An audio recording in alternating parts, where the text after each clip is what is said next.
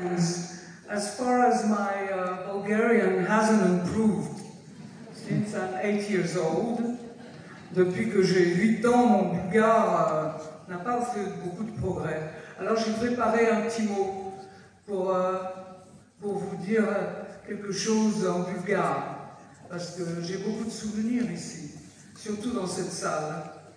Скъпи приятели,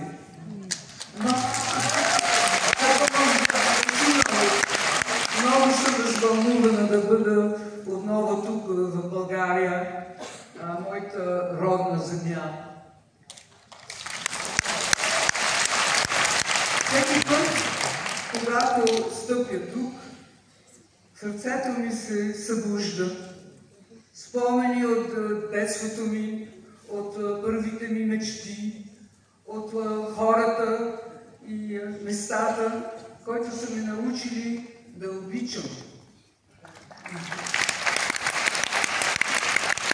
Защото тук всичко ми е по-мило. Въздуха, светлината, думите, усмивките. Днес да бъда тук, в тази зала, където съм плакала много. Това е верно. От вълнение, от носталгия и любов е истинско вълшебност.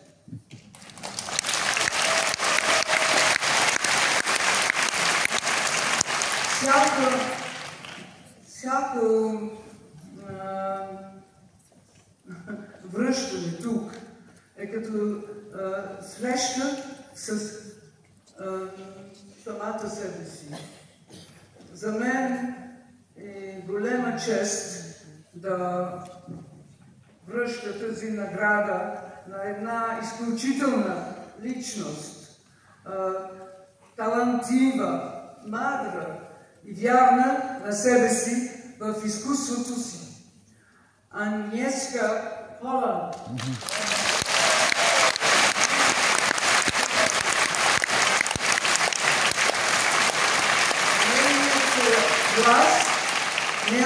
Нейният глас е гласа на съвестта, на свободата, на човечността.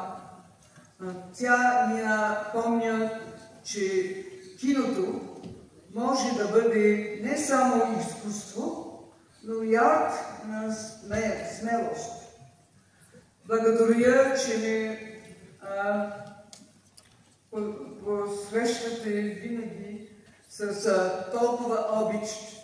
България, трябва да ви кажа, че ще